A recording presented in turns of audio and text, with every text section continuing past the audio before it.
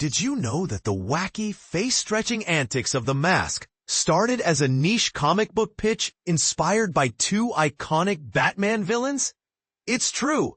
Long before Jim Carrey's rubbery grin dominated the 1994 box office, the character of The Mask was born from a mashup of the Joker's chaotic humor and the Creeper's mischievous energy.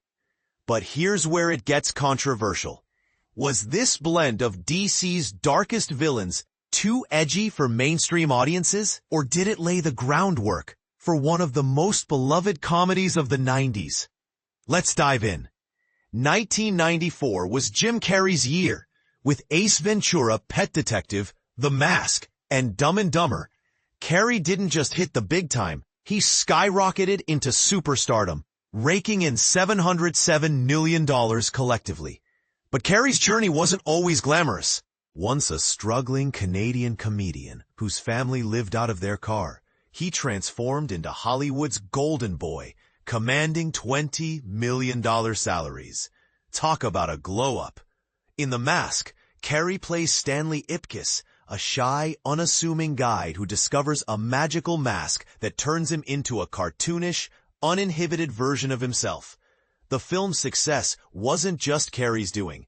It was a perfect storm of his physical comedy and cutting-edge CGI, which made him look like he'd leap straight out of a Tex Avery cartoon. But here's the part most people miss. The movie toned down the ultra-violent, noir-inspired comic book source material from Dark Horse Comics, opting for a more family-friendly, yet still wildly entertaining vibe. Now let's rewind to the character's origins. In 1985, Mike Richardson, founder of Dark Horse Comics, sketched out The Mask as a pitch for DC Comics. His vision? A hybrid of the Joker's twisted humor and the Creeper's impish chaos. Richardson teamed up with Marvel artist Mark Badger, who initially spelled the character's name as Mask to put his own spin on it. But Badger's early ideas, like a South American deity wreaking havoc in North American cities, were too out there for mainstream readers. It wasn't until 1989 that writer John Arcudi, editor Chris Warner, and artist Doug Mahnke reimagined The Mask as the green-faced, vengeance-seeking character we know today. And this is the part most people miss. The Mask's evolution from a DC pitch to a Dark Horse icon wasn't linear.